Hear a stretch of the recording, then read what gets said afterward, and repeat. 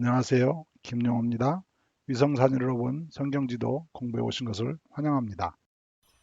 오늘은 성경지도 3-5를 보면서 여호수아서 1장에서 5장까지를 공부하겠습니다.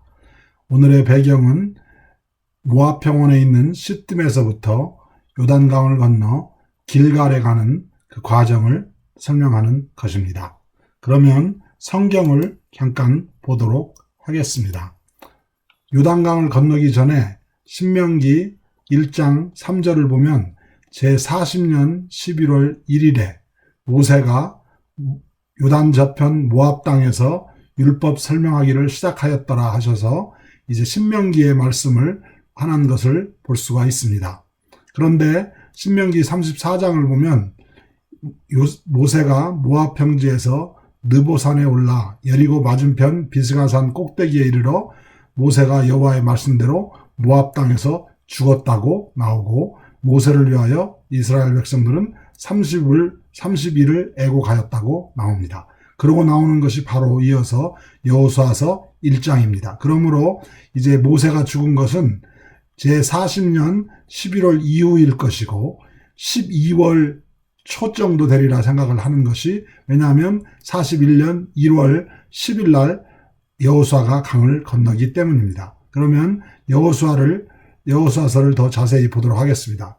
여호수아서를 보면 전에 말씀드린 대로 1장 1절에 모세가 죽은 후에 여호와께서 눈의 아들 여호수아에게 일러 가라사대 하면서 이제 여러 가지 말씀을 주시는 것을 볼 수가 있습니다. 거기에서 10절과 11절을 보면 이제 여호수아에게 너는 이제 여호수아가 백성의 유사들에게 명하여 진중에 두루 다니며 백성에게 명하여 이르기를 양식을 예비하라. 3일 안에 너희가 이 요단을 건너가리라고 말씀을 하는 것을 볼 수가 있습니다.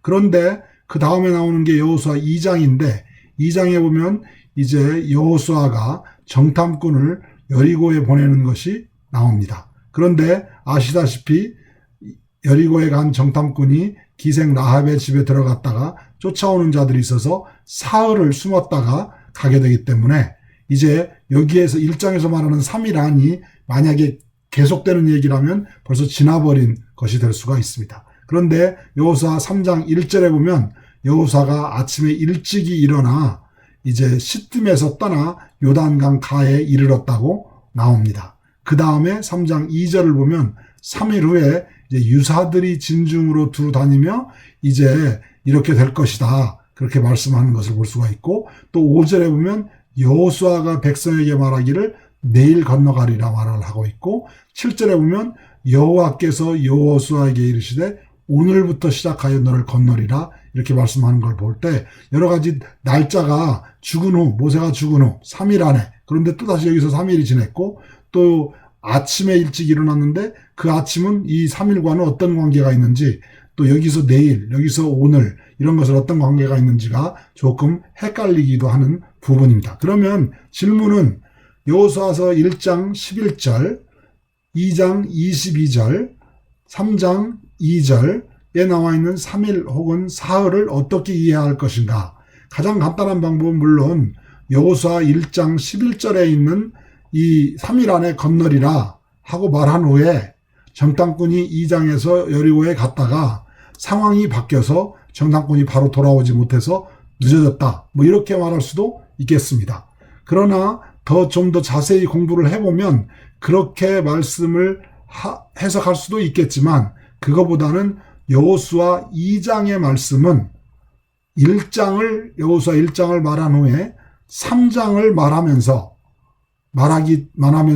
2장 얘기가 이런 게 있었다. 즉 1장에서 3장으로 가려다가 2장을 말하면서 정탐꾼을 며칠 전에 보냈는데 와가지고 1절에 보면 아침에 일찍이 이제 그 이스라엘 사람들로 더불어서 여호수아가 강가로 갔다, 이렇게 보는 것이 더 좋다고 저렇게 볼 수도 있지 않나, 그렇게 생각이 됩니다. 그러면 그 다음에 그것을 그렇다고 한다면, 그 괄호쳤다고 한다면 이제 어떻게 해석할 수가 있냐면, 결국에 니산월 10일, 1월 10일이죠. 제41년 1월 10일인데 이날이 요단강을 건넌 날입니다. 왜냐하면 여호수아서 4장 19절에 보면 정월 10일에 요단강을 건넜다고 나옵니다.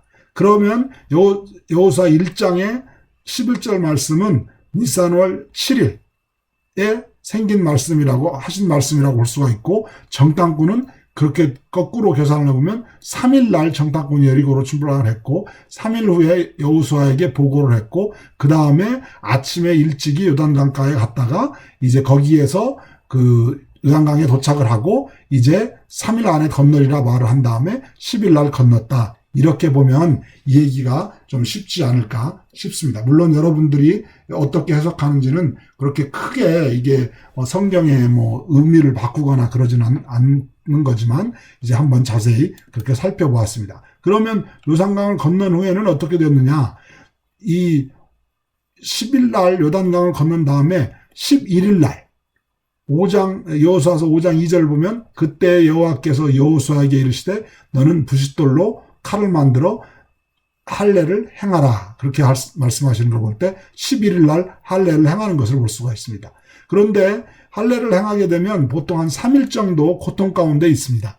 그것을 어떻게 알 수가 있냐면, 물론 이제 직접 해본 분도 있겠지만 야곱딸 디나가 창세기 34장 25절에 보면 야곱딸 디나가 강간을 당하고 세겜 족속을 야곱의 족속들이, 야곱의 자손들이 가서 칼로 다 할례를 받게 한 다음에 칼로 다 죽이는, 3일째 되는 날 가서 죽이는 얘기가 나옵니다. 그때 고통 가운데 있었기 때문이죠. 그렇기 때문에 적군 앞에서 할례를 행한다는 것은 도저히 그 전략적으로, 전술적으로, 군사적으로 맞지 않는 일이지만 하나님께서 말씀하셨기 때문에, 더군다나 요단강을 건넌 후에 모든 요단 서편 가나안 사람들이 다 떨고 있었기 때문에 하나님께서는 적군 앞에서 담대하게 칼로 할례를 행하라고 했던 것이고, 또 그것을 담대하게 여호수아와 그 백성들은 순종했던 것이고, 그래서 14일 날 11일 날 할례를 행하고 14일 날 유월절을 지키는 것이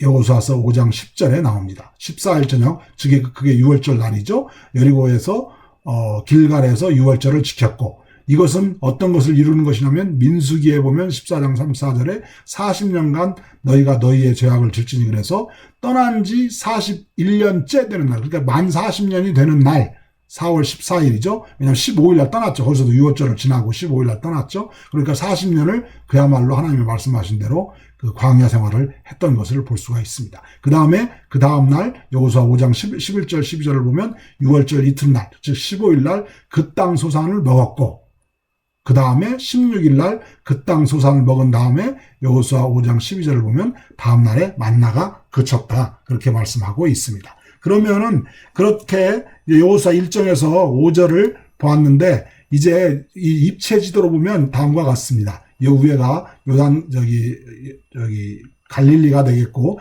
여기가 사해가 되겠죠. 이제 이쪽에서 시딤이 여기 정도 있고요.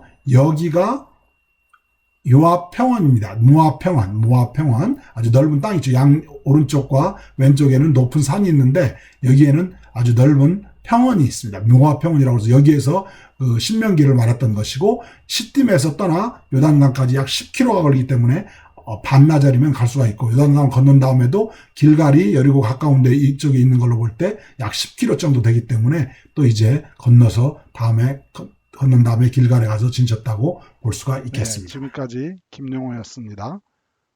저 동영상에 나오는 대부분의 자료는 다음을 참고하였습니다. 감사합니다.